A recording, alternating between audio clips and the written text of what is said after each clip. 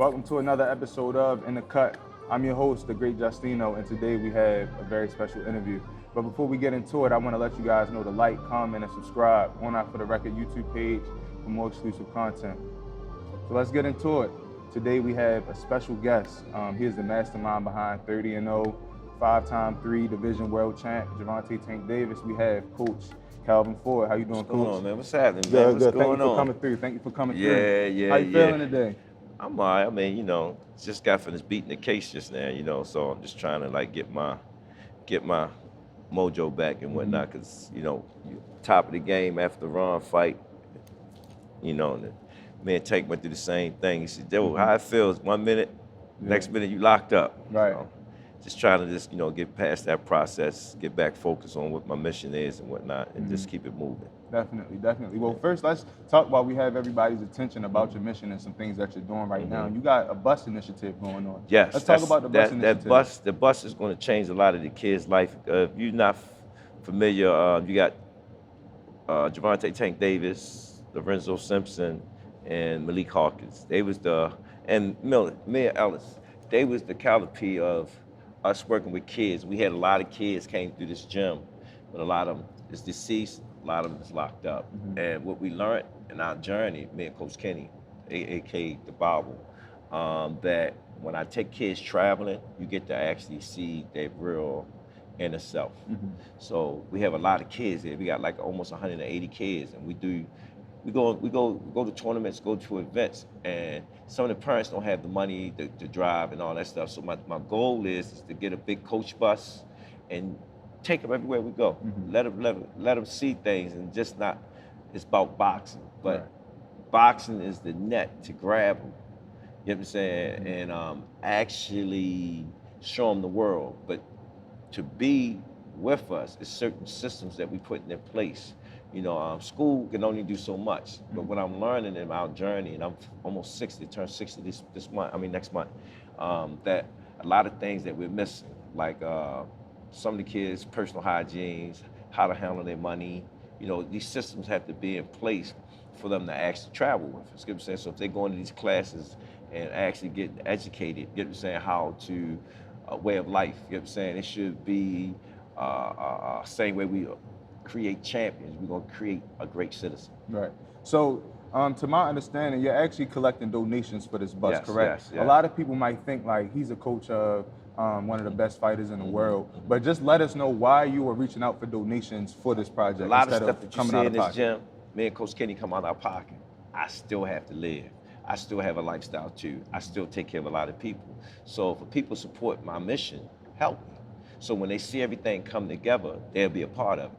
And we're a part of it. And what I learned too is when we was laying the tracks out, you know what I'm saying, and the train is on it, and we rolling that, everybody want to get on the train. Right. So my thing is, if you really say you support what I'm doing, support what I'm doing. Because when you see what we are doing, you're gonna be glad that you helped out with it, because you're a part of it. Because this is gonna be everlasting when I leave. Right. You get what I'm saying? So if we put this program together and they see what we're doing, especially Baltimore, especially Baltimore. Baltimore got to understand, stand up. This is the only way I can show to help your youth. You know what I'm saying? And it's bigger than just the boxing. I keep saying the boxing is just a web to actually get them, but the systems that we put in place and everybody see what we're really doing. The bus is just a piece to show the unity of actually putting together and making a goal come true.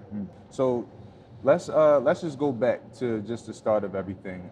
You're definitely a Baltimore native. You grew up in Lexington Terrace in the 70s and 80s.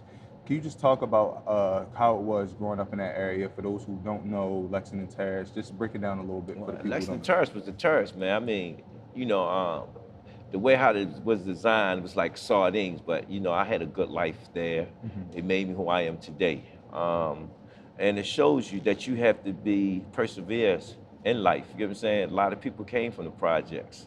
When I sit back and reflect on it, like, man, I made it through that, It taught you how to be a young man and a man, because you had to stand up there. If you couldn't let your hands go and whatnot, you get swallowed up, you know what I'm saying?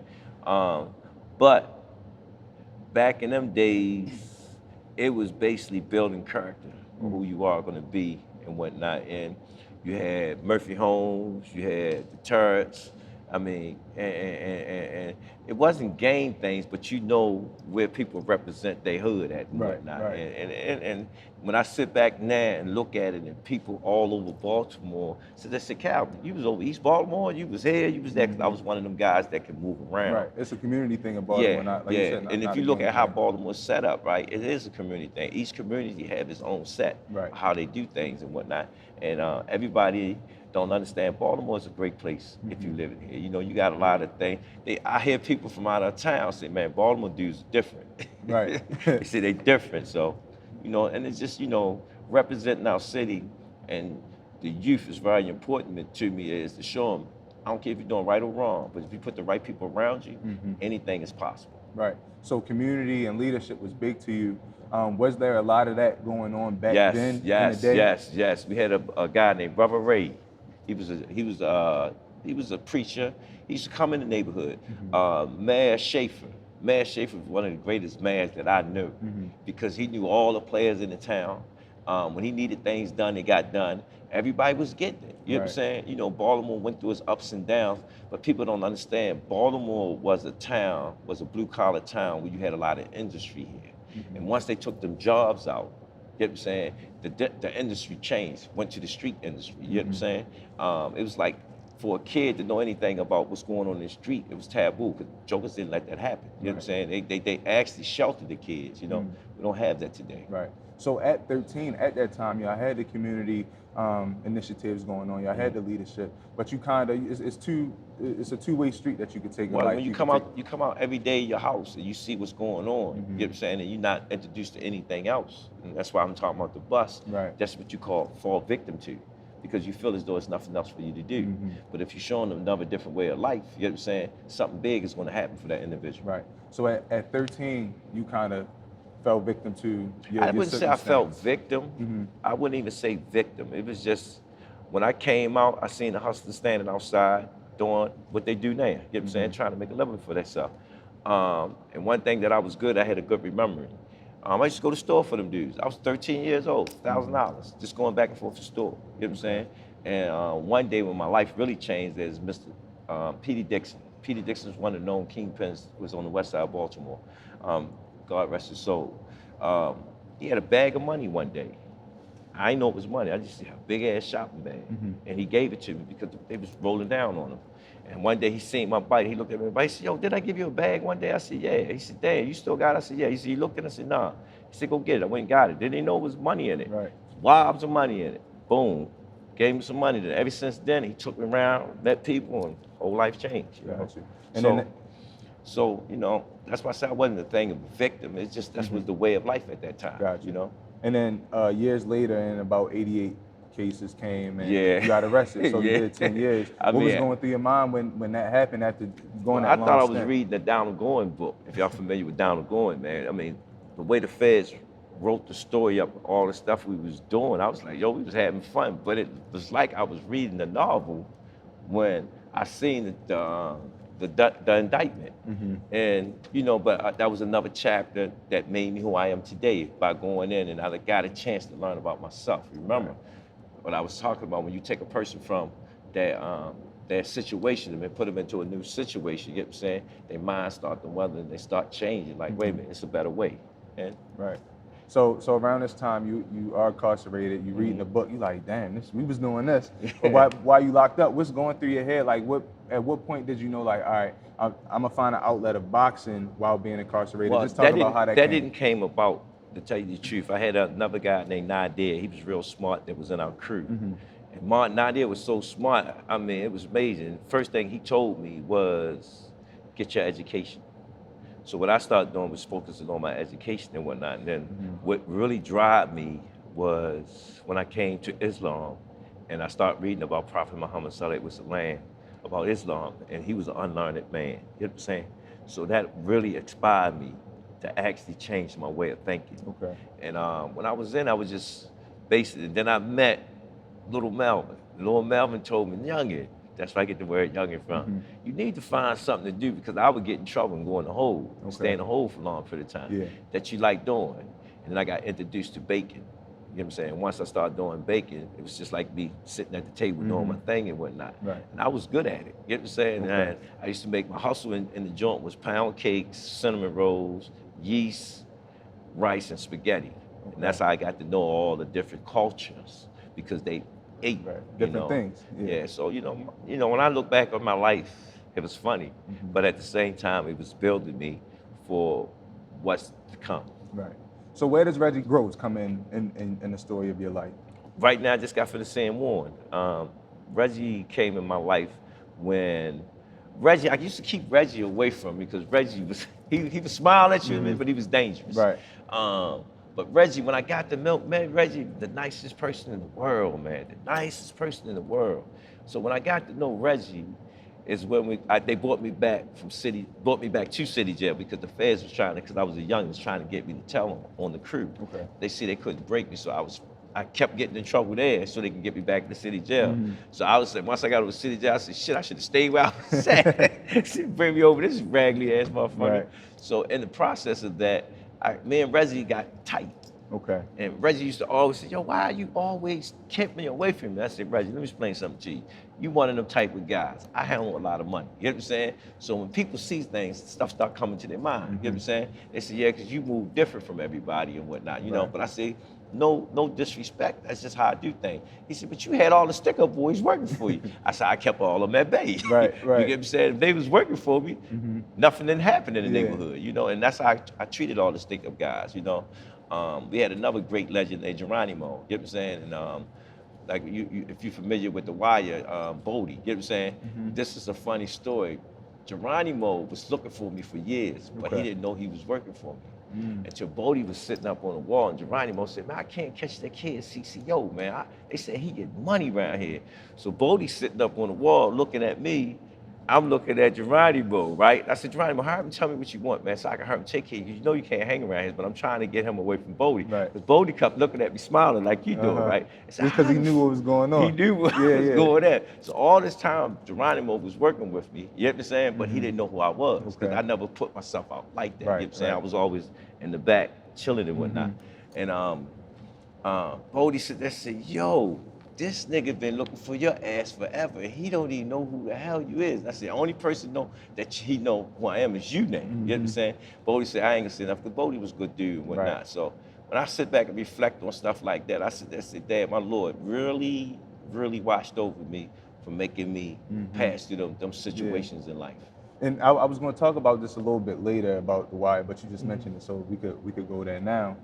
Kadir, of course, they made that character after you. How accurate was that portrayal, and did you have any say-so in the character development? On the boxing tip, because I wanted to uplift the gym, talk about what I was doing, making that transition from coming home from prison, coming home from the streets, and what we was doing. So that's the part that I had some influence on.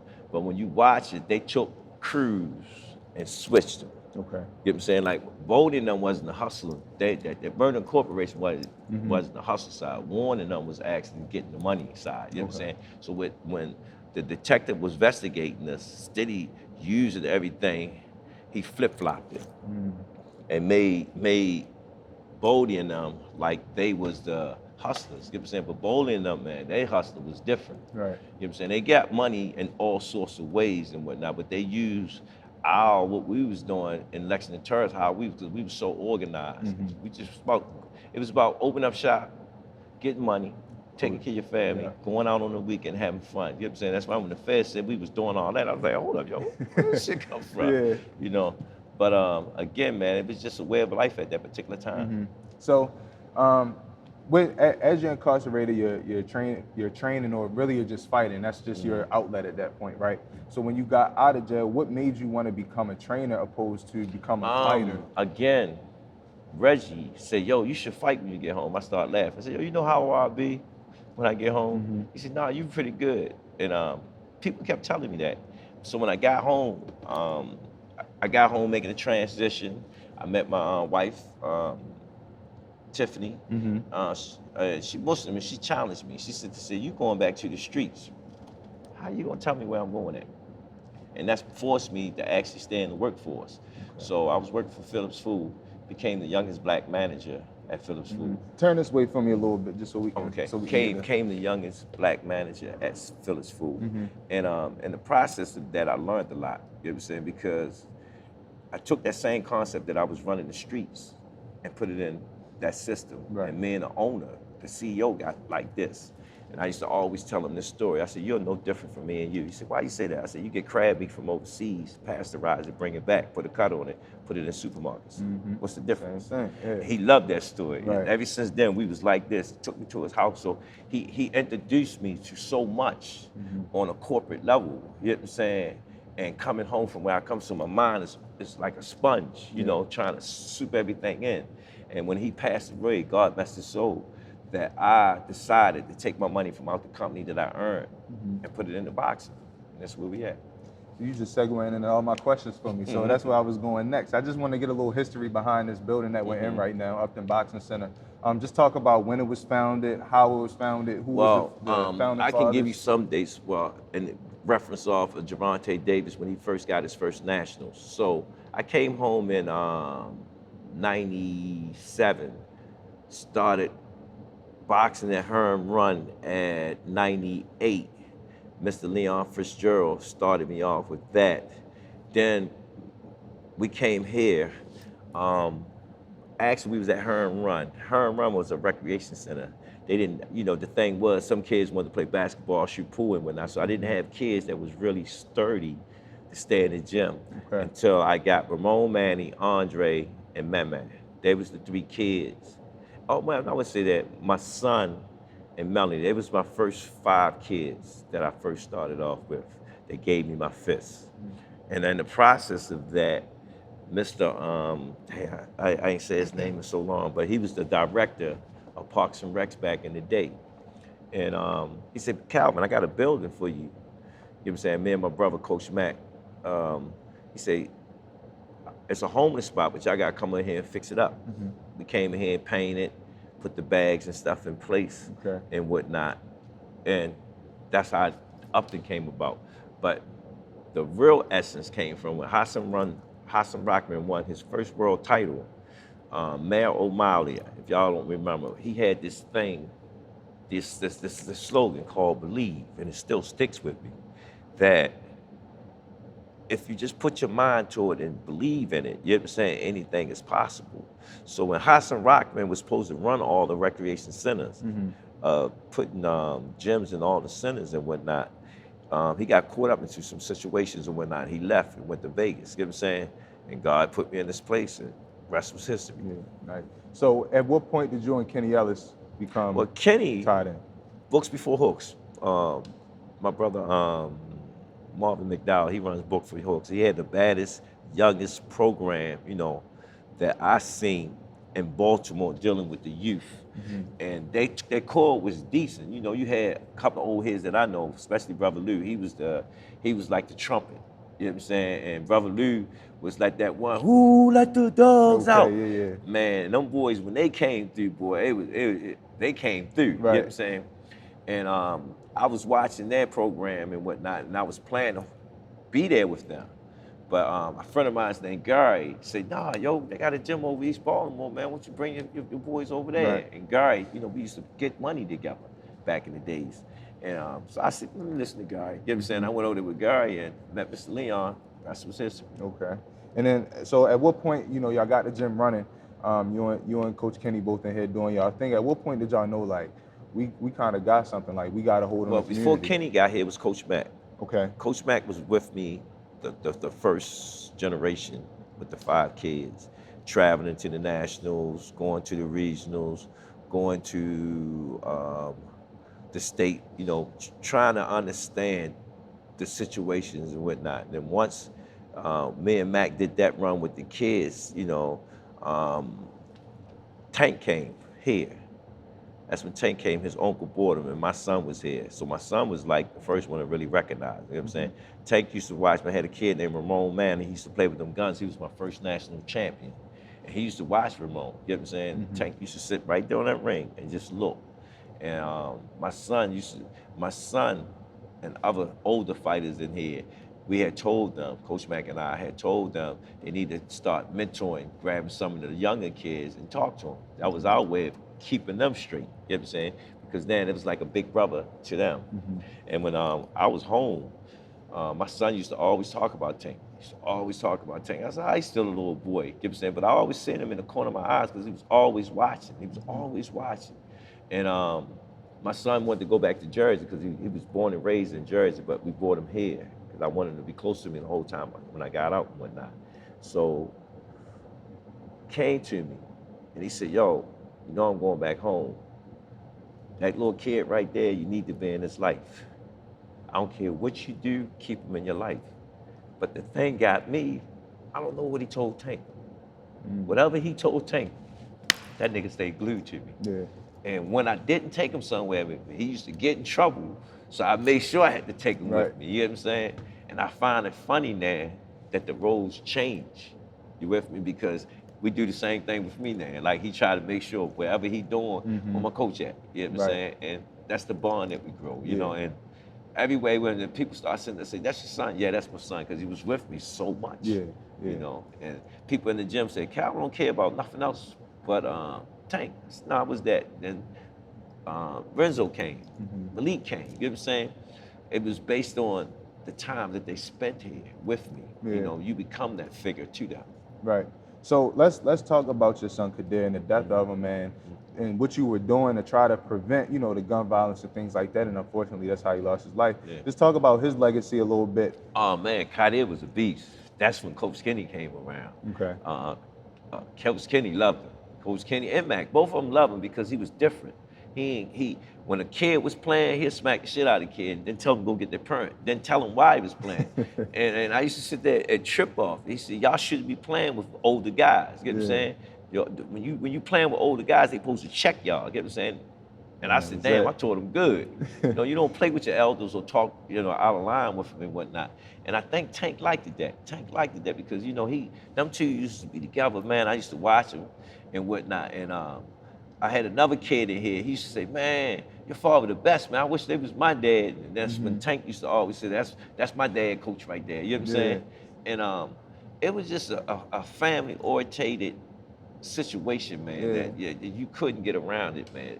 How does it feel having young men at the time, but now grown men calling you dad and you're not their biological father? Yo, it's scary. Does that put a different pressure on you? Well, I'm gonna tell you when it really hit me. One day I was in camp with Tank, and he had this little daughter, and he said, "There's a pop right there." You know what I'm saying? And it made me broke down inside, and I was like, "Damn!"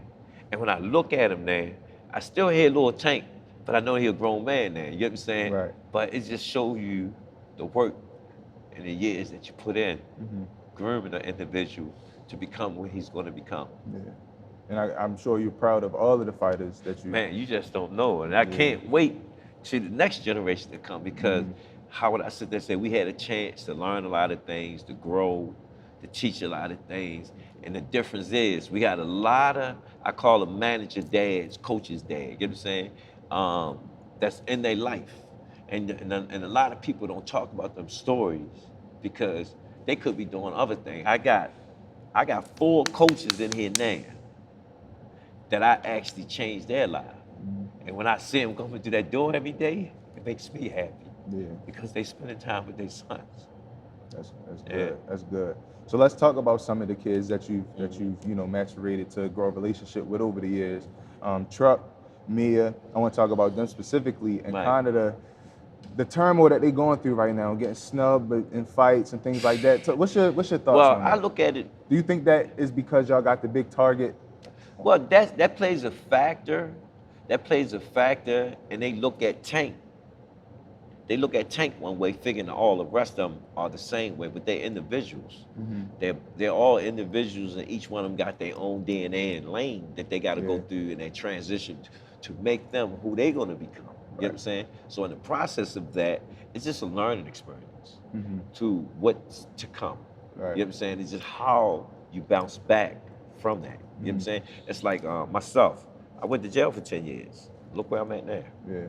So it's not how you started, it's how you finish. Right. But would you say at this point in their career, these are important fights that they need to win to kind of, Man, of that'll course, set up the every future? fight is a situation that you want to win, but again, it's preparing you for something bigger that's coming down the line. You know, Yeah. I look at Lorenzo. Lorenzo is a decorated fighter, but I understand what he's going through.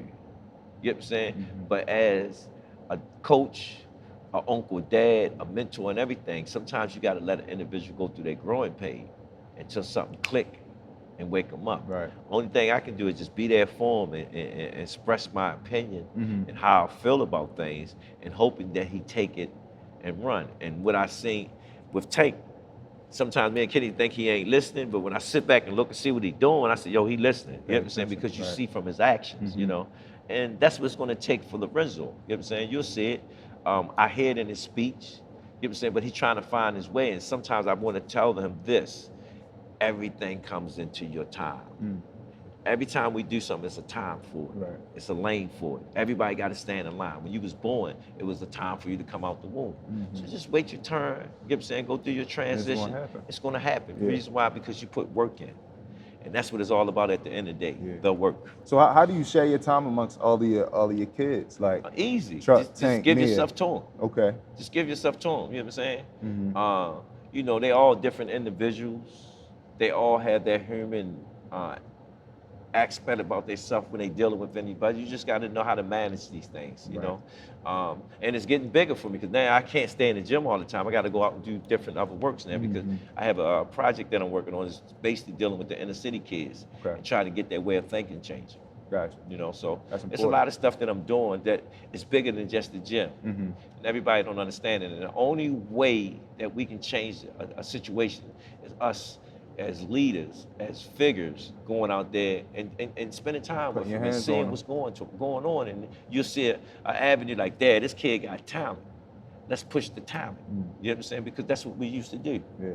And then on the other side, so Mia, her last couple fights, also we want to shout her out for helping set this interview man, she up. set this up. That's what I said. When she came to me, I said, man, you know I don't do no interviews unless they donate. You know what I'm saying? She said, nah, do this for me. Oh, so I said, all right, you got that. We appreciate that. And this was a good look.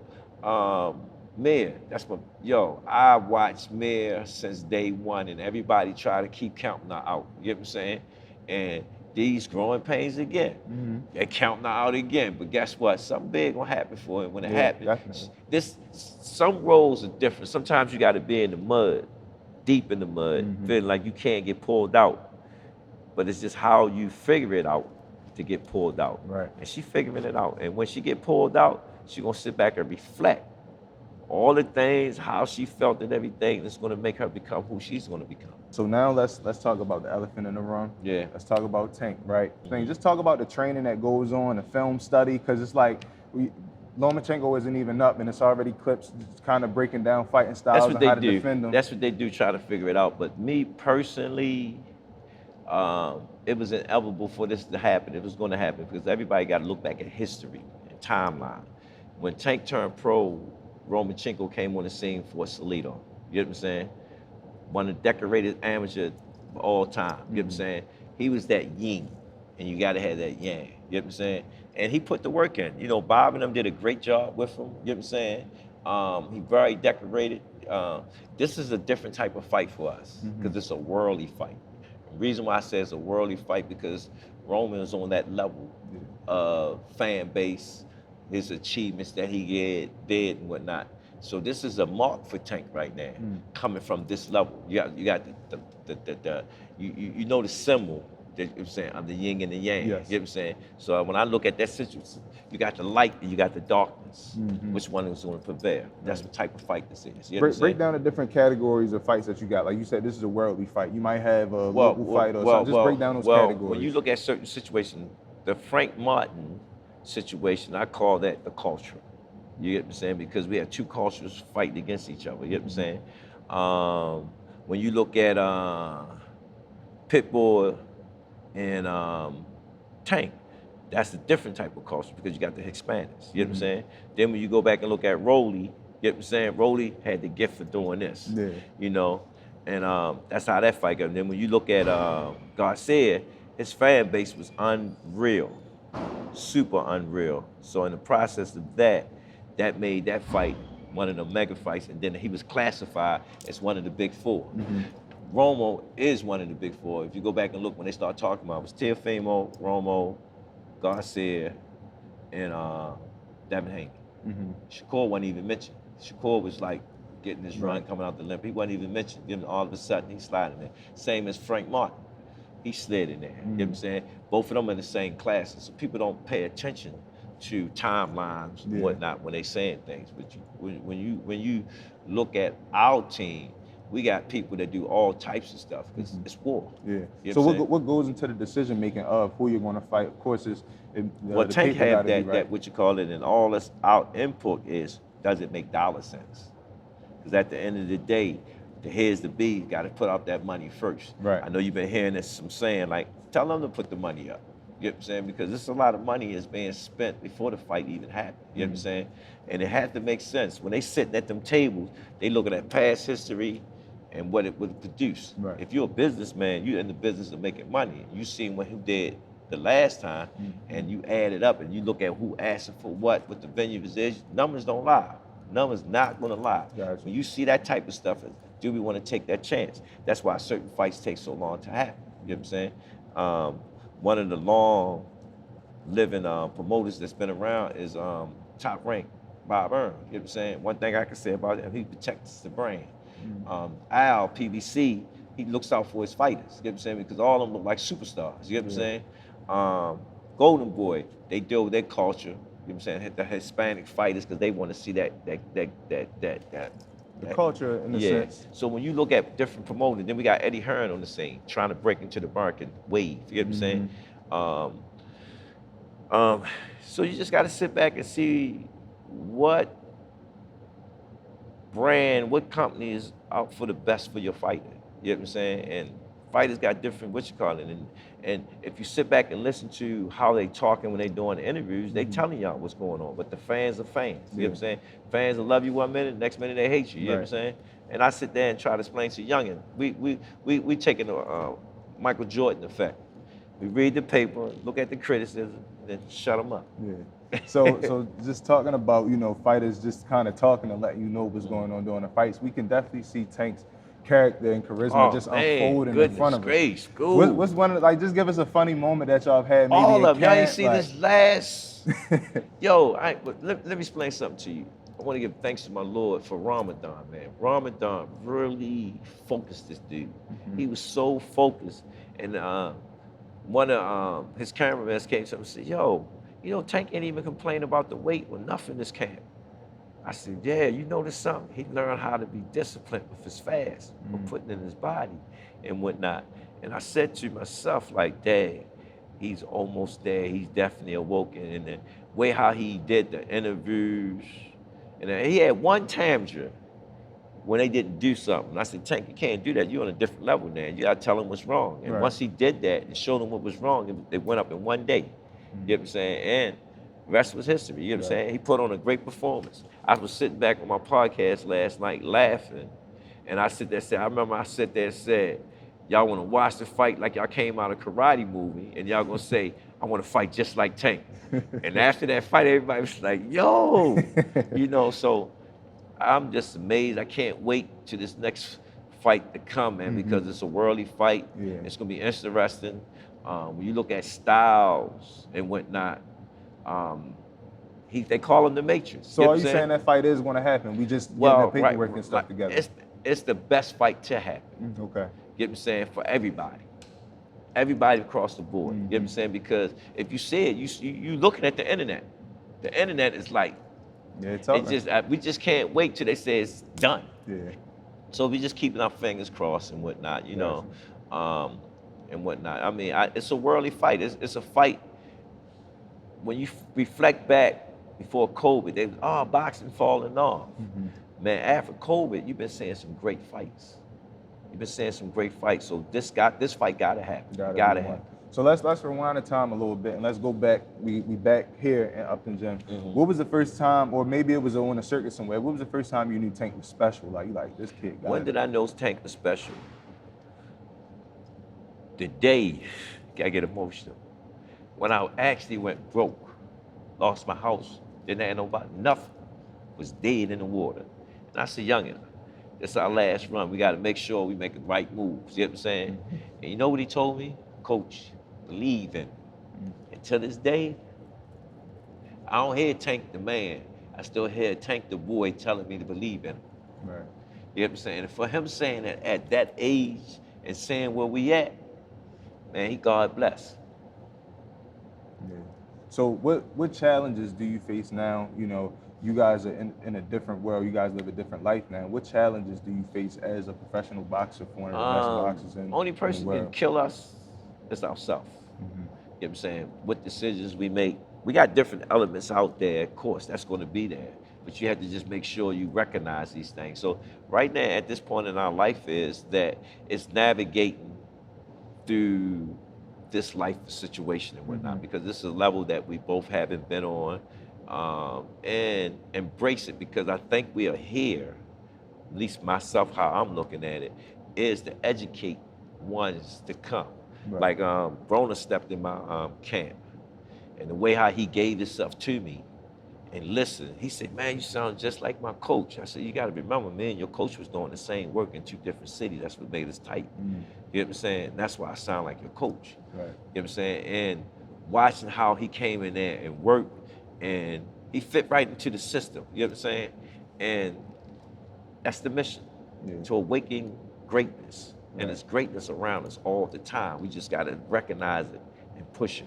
Do you feel pressured of the fact that you are the head trainer for a fighter? So whether Nah, they win or I loss, was in the they streets kind the of same way. okay. I'm built for this. Yeah. Remember, when people sit there and say, what do you regret? I don't regret nothing in my life. It was actually the things that I went through to bring me closer to the people that really need you. So now let's talk about your partner, Coach Kenny. He recently That's said my that. guy, the he Bible. said, what you call him? The Bible. The Bible. And everybody think it always be me, Uh-huh. but he got as a friend, he definitely got my back. Yeah. Definitely got my back, and a lot of time we sit there. That's why he got that big ass head. I don't know where he be coming up with this shit. Sometimes I be like taking you up, telling Kenny, you be overthinking shit. You know what I'm saying? And sometimes he be on point, but at the same time, our chemistry together, is amazing. So just break that down. What's your role versus his role during fight day, during training and camp? How it's always been. Kenny just let me be me. Okay. And that's what makes him so great. And I let Kenny do him. And we put it together to make it mash together. You know what I'm saying? We go through our ups and downs. That's like brothers do. But at the end of the day, we understand the mission. Yeah. We understand the job. You understand? Yeah. To get the job done. And that's what we do. You know, Kenny crazy, he had fun. If I had to do a bit, I'm gonna do my bit with him because he gonna keep me laughing. Okay. That's how it is, you know? So I'm gonna come back to Kenny, but I wanna get to this question real quick. When it is fight time and when Floyd was around and you guys are in the corner in between rounds, what's going through your mind when you telling your fighter one thing and then you got somebody who's one of the goats of boxing? Everybody used to always say that, too. but I'm gonna explain something to you. Fighter Floyd been where I've never been at, in the ring. But I know what I put inside him. So sometimes you had to humble yourself and listen. You know what I'm saying? To understand them levels. Because he's been into a lot of situations, you know what I'm saying, and persevered storm.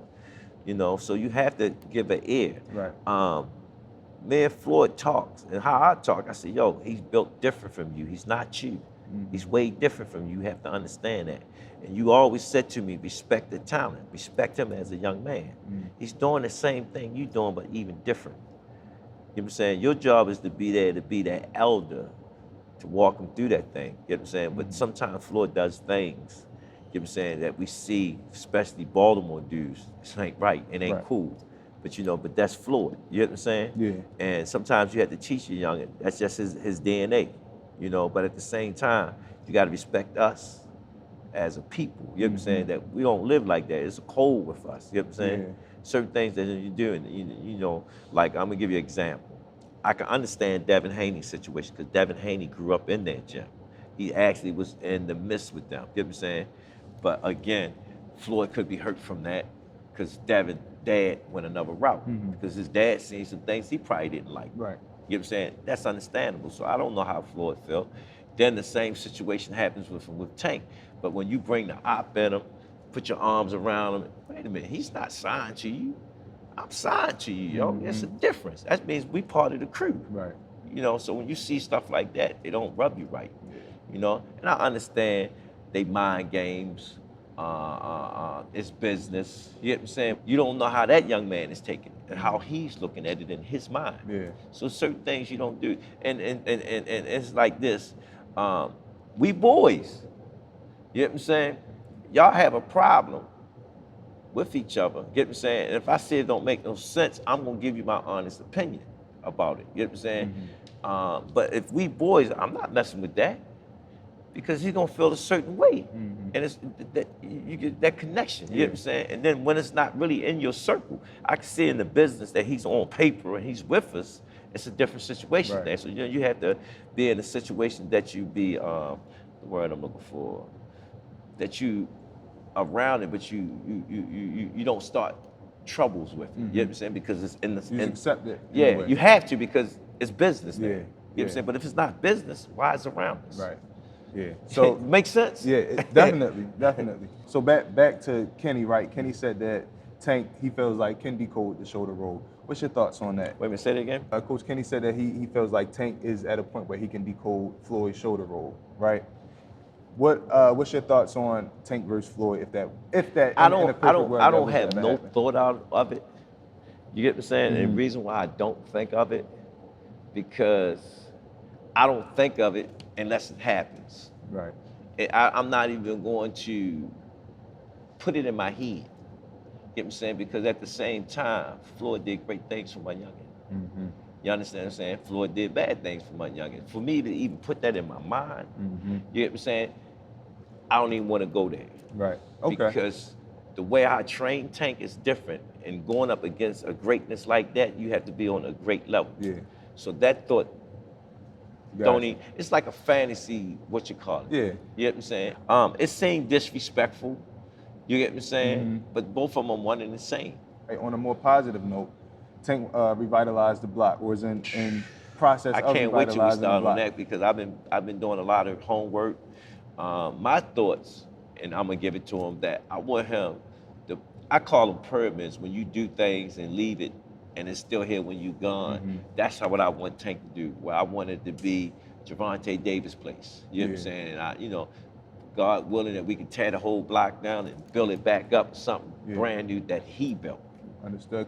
So can you just kind of shut down any of the rumors? Because a lot of people had things to say about when the house was caught on fire, and in that instance, and people were doing it to get an insurance claim or things like that. Can you just shut down the rumors about that and kind of just let us know any information? Anybody that's in real estate knows that it doesn't happen like that. He didn't have it that long. He didn't even put no money into it. He just bought them.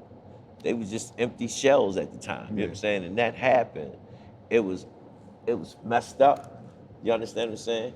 But thanks to our Lord that no major damage happened to it. You with me? Of course people gonna say that. You know what I'm saying? But if a European did it, but anything would have been said, it's just showing you our people. We need to wake up. You get what I'm saying? We need to wake up and stop criticizing our people. You know what I'm saying? Especially when they're doing great things that a lot of people can't even do. This the part that gets me. We don't fuss their culture or their race out when they doing certain stuff. Right.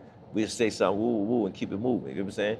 When it's ours, we don't try to like mass it.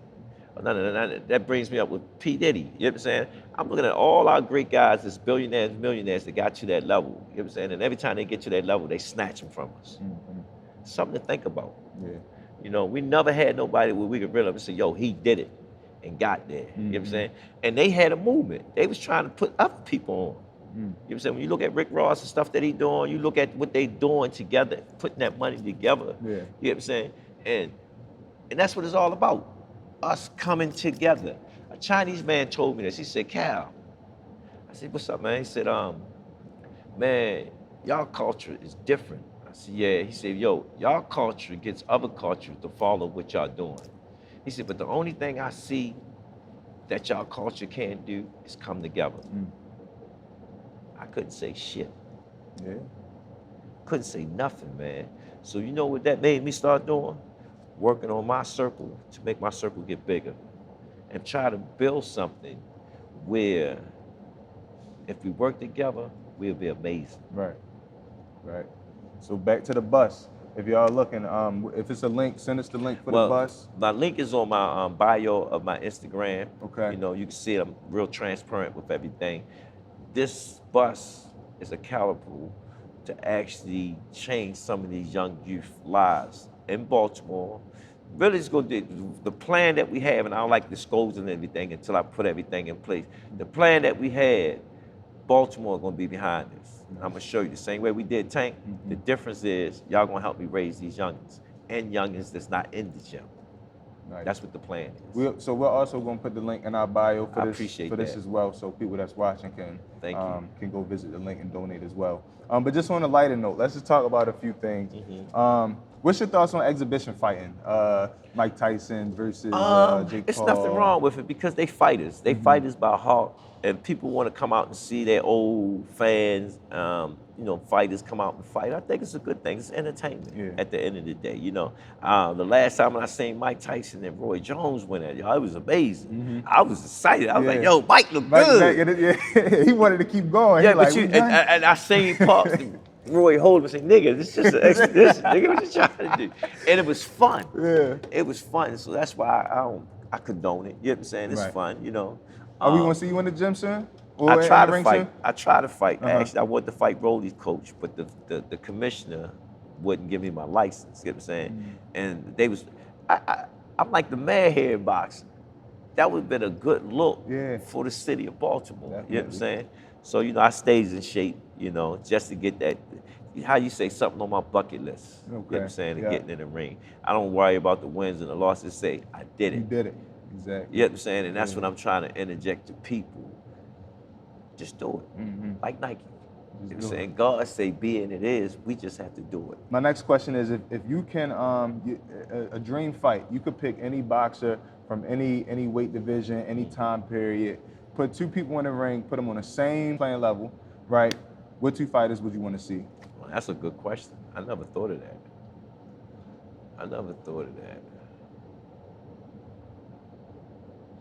Two dream fights. Or one dream fight, two fighters, any level. Well, dang, I never thought of that. I never looked at that situation. Earn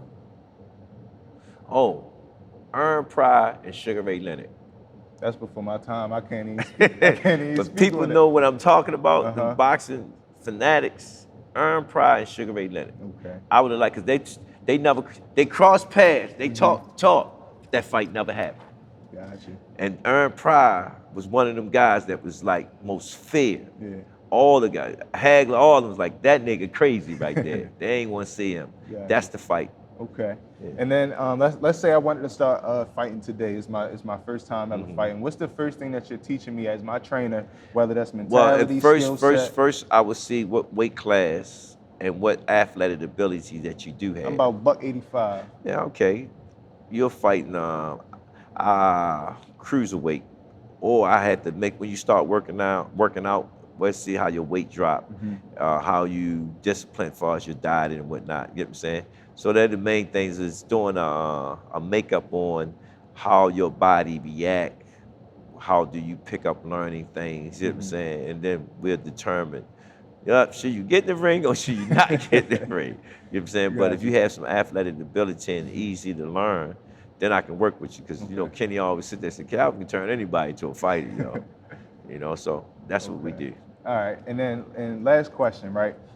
We know you get a lot of questions about Tank, right? But who are some other fighters that's coming up, whether you're training them, you're not training them? Oh, man, we got so many fighters, man. Right now, you got Damari Phillips, you got Catino Alla, that's too sharp. Damari, we call him amazing because this kid, he's amazing. Got his own clothing line. Everything we tell this kid and we talk about things, he put his mind to it. That's what I love about him. Got Mir, Lorenzo. I'm bringing Iceman back, Malik Hawkins. Okay. We're bringing him back. You know what I'm saying? He only got 2 losses. I think he can make another run. It's a lot of fighters we have in here. It's just the thing that they had to be. I got a young kid. His name is Time Machine. This kid, I can't wait till he turn pro. Y'all gonna see him. Y'all gonna see him. He's gonna be one of my kids that's elevating. We got so many kids. I got another kid named Fun Fun. There's just so many kids in here. You just have to see how life comes at them to make them get through that hurdle of actually becoming who they're gonna become. How many kids generally train at Upton? About 180 kids. You're talking about female, males. Because you got to remember, we got kids start here 5, 6, 7, from 8, 9, 10 to 16, and then you got from 17 up. So it's a lot of kids that come through here, you know. Like last night I was out there, kids, I was there. I said, nah, yo, I know every kid that come through here. You know what I'm saying? Yeah. I said, well, name me one of your coaches that trained you. He couldn't answer. He said, you wasn't in the gym. Right. You was in a corner hiding somewhere. And then just lastly, right, what's some advice that you can give to some of these guys? Well, I'm going to give you some advice that helped me. That's the best example, yourself. I seen, it's two things. I seen guys coming back in, and I asked myself, I don't want to come back in on things that they did. So I took a list. Why you back? Why you back? So I understood that was my rule book to not coming back in. Secondly, I just learned this because I went back in. You know what I'm saying? Make a map of what you're going to do and follow your map. I don't care if you say, when I get out, I'm going to walk home. Walk home. You know what I'm saying? I'm going to go see my mother. Do everything that you say you're going to do. Yeah. What that's going to do is showing you you can follow your own directions and make your directions come to life. What's on your map, if you don't mind me asking? Man, just becoming great before I leave this world. That's it. Yeah. Just becoming great, because at the end of the day, I am trying to be everlasting. So when they sit back and reflect on my life, they can say, man, we're seeing his life from this point to this point to this point, gone. And they still talking about it. And I have some examples for them to lead by. Man, that's great. That's good stuff right there, man. We're not going to hold you too much longer. We definitely want to thank you for coming on. I thank you, man. You made my day. I appreciate that. That just made my day, man. But again, it's your host, the great Justino. We were here with Coach Calvin for a great interview. Make sure to like, comment, and subscribe. Click the link in the bio. Donate to the bus initiative that's going on, because that's very important for these kids. It's very important to the city. Very important. So that's it for this episode of In the Cut. Until next time. You did good. You didn't even break a sweat, yo. Appreciate you didn't even break a sweat. Appreciate it. I hit it one time, but